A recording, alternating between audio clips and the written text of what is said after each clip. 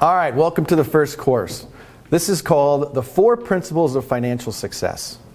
When it comes to methods, there are many. When it comes to principles, there are very few. Methods will always change and principles never do. You like that?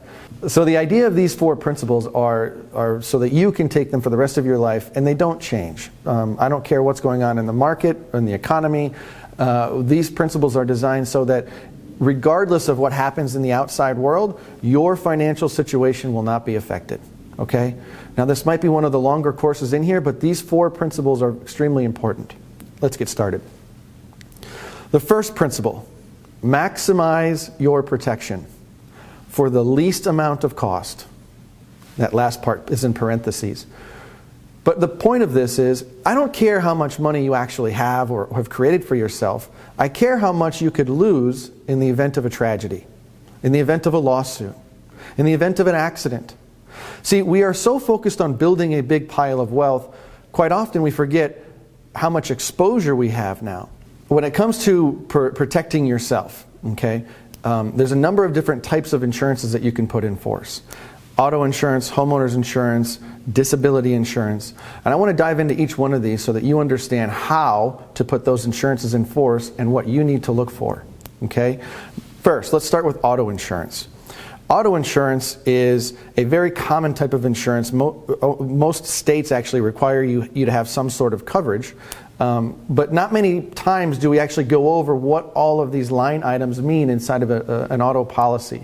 So when you're filling out an application or when you talk to the person that you buy your homeowner or your auto insurance through, I would like you to look at a few things. First, the liability limit is the amount that the insurance company will pay out if you are liable for an accident. Now, I meet with clients all the time who have no idea what type of coverage that they have. The only thing that they look at is the bottom line and how much they pay. Well, that is important, but we also want to know what type of insurance we're going to get. So here's a rule of thumb. I always go for the highest liability possible, the liability coverage possible, which is around $500,000 of coverage. Do you need that? You might never use it. I hope you never have to use it. But in the event that something happens, do you want to be covered? So when you talk to the auto insurance company, ask them, quote a high liability. Now there's what's called uninsured and underinsured. And the terminology is just jargon to talk about what type of people are driving the other cars. So when you go to get the quote, ask for the highest liability limits possible. It should be around $500,000 of coverage. When I sit with clients, it's very common for them to have less than $100,000 of liability coverage. And then we look at their homeowner's insurance, and they'll have $300,000 of coverage on their home. But you have to ask yourself, your home is a static object. Our cars, we drive at 70 miles an hour down the highway, and we are exposing ourselves to accidents every single day we get in the car.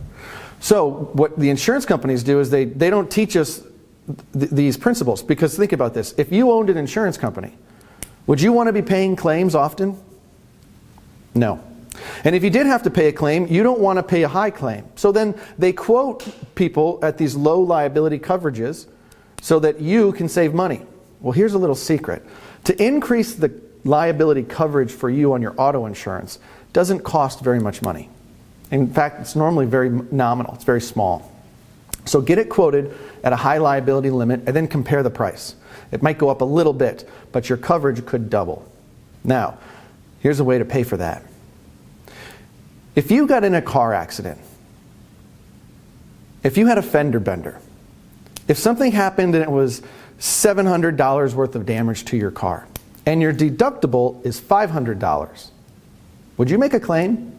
Or would you pay for that car to get fixed just out of cash? This is the important of rule number 2, but we'll get there. Once you start having cash in your bank, now you can look at other ways to save money. If you raise your deductible from $500 to $1,000, you are going to save a significant amount of money. So, once you have money in a savings account, you then can up your deductible, make it $1,000, which means in the event of an accident, you would have to pay up to $1,000 before the insurance company pays anything. But the cost of your insurance will be reduced substantially. So what did we do? We increased our liability coverage, so I have better insurance, and in order to pay for it, I've reduced the cost of my deductible by saying, if something happens, I'll just pay an extra $500 in the event of an accident. Better coverage, cheaper cost. Most insurance companies, the savings by raising your deductible will be more than the increase of liability. So your overall insurance premium probably will go down, which leads me to my next point. There's liability coverage. Liability coverage basically is an umbrella. If you can imagine all of your assets in a bucket, the umbrella covers everything. For example, I just had a little girl, and I have a wife, and I have a home, and I have a couple of cars. And if I get in an accident, and I'm a professional, and I get in an accident, and I hurt someone, I could get sued. If I hurt them so bad that they can't work, they could sue me for lost wages that they can't earn now. Thank goodness I have the high liability on my auto insurance. The umbrella insurance would kick in on anything above the auto insurance liability. So personally, I have a couple $1,000,000 just in an umbrella policy so that it covers all of my assets. If something happens to me, I am now protected. The cost of the umbrella insurance should, not always, should get paid for by the reduced cost of the higher deductible. Okay? So there's three things we've accomplished here. I've increased my liability limits on my auto insurance. I have reduced the cost of my deductible because I have increased the deductible from $500 to $1,000. And finally, I've added an umbrella policy or a liability policy that covers all of my assets. And hopefully the net cost to you will be very similar to what you were already paying. And this is why what's so great about doing business in today's 2020, because you can go online and get auto quotes and homeowner quotes. You can call the local agencies and they'd be happy to give you a quote. Collect all these quotes. Compare them. Rule number 1 for the 4 principles of success: maximize your protection at the least amount of cost. So shop it around. All right, so now that you understand you have to protect yourself, let's talk about protecting your biggest asset. Now, people watching this are probably all different ages, but you have to ask yourself right now, what's your biggest asset? Well, if you're still working and not retired, most people watching this, their biggest asset is their income. What happens if something happens to you and you can no longer make that income? You can insure your paycheck. Now, if you're in the medical profession, they usually have really good benefits. You might have what's called disability insurance from your employer. Some people aren't quite as lucky. Let me explain how disability insurance works. Let's use an example. Let's talk about person A versus person B. Let's say person A makes $100,000 a year. But if something happens to them and they get in a car accident or they get sick and they can't go to their job anymore, their income goes to 0. Versus person B. Person B doesn't make $100,000 a year. They make $98,000 a year, a little bit less. But if person B gets sick or injured and can no longer work, they make $60,000 a year. So let's look at it again. Person A, $100,000 a year, they get disabled, they make nothing. Versus person B, they make $98,000 a year, they get disabled, they make $60,000. Which person would you rather be? When it comes to disability insurance, there's all types of different coverage. When you reach out to an advisor who helps people buy disability insurance, make sure that they understand exactly what you do for a living and how much benefits you would want in the event of disability. And again, just like the auto insurance and the homeowner's insurance, go to a couple people, price it out. Different companies have different premium costs. They also have different benefits. So compare all of those choices. Now, let's talk about something that people don't really talk about often: Social Security. Social Security was set up many years ago as a benefit for retirees. Now, it's not a free benefit. You actually pay into Social Security every time you make a paycheck. You can look on your pay stub and it says FICA tax or Social Security tax. A portion of your income is set aside and goes to the government. And it's earmarked for an income stream for you once you reach retirement age, which is around age 62. Well, we don't have a choice of whether or not we can put money into Social Security, but you do have a choice on when you can take benefits. You also have a choice on how much of those benefits you want to keep and how much you want to give back to the government. Make sure you check out the course on retirement planning.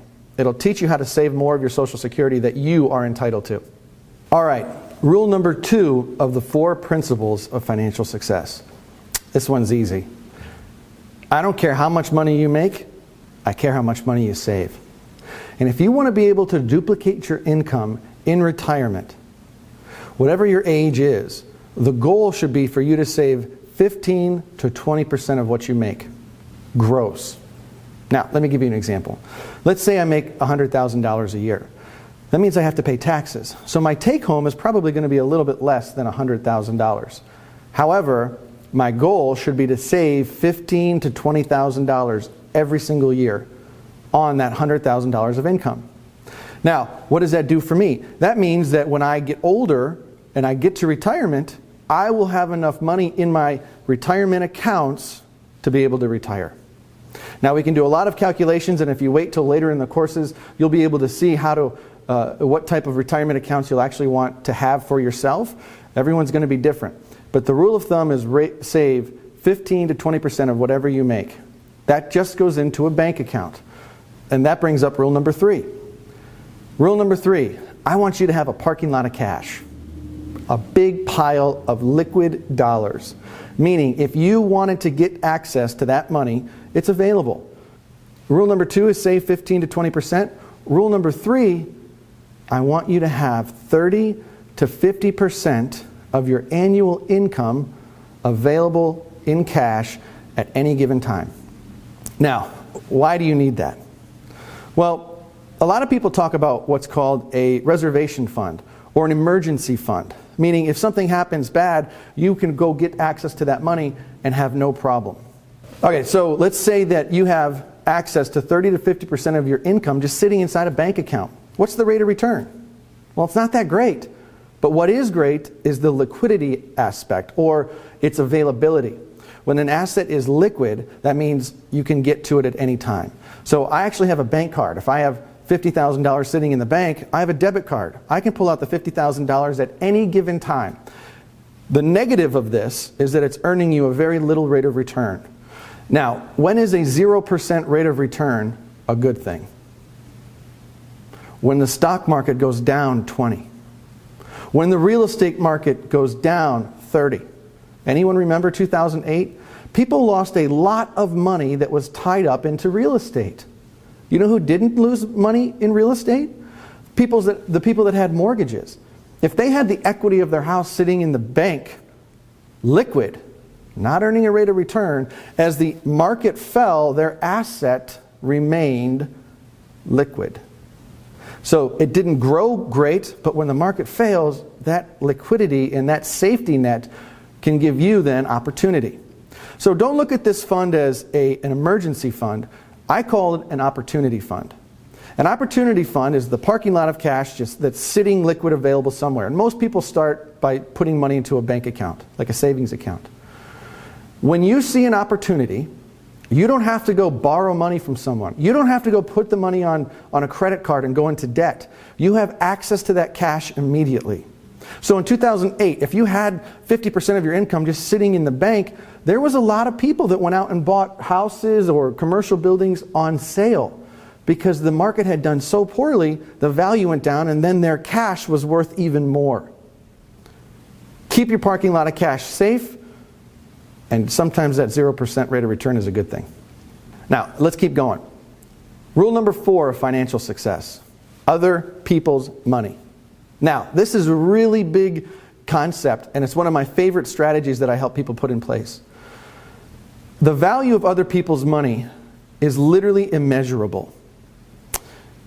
What you need to learn how to do is set up your assets so that you can leverage other people's money. Now, little side note here. This is the 4th rule. Notice how I didn't talk about a retirement plan or a 401k or an IRA. There's a reason for that, and we'll get to it later.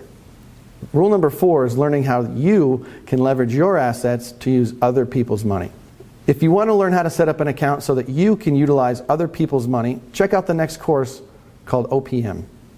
The value of other people's money is immeasurable. And the concepts that I'm going to teach you are literally centuries of years old. Have you ever heard of Chase Bank?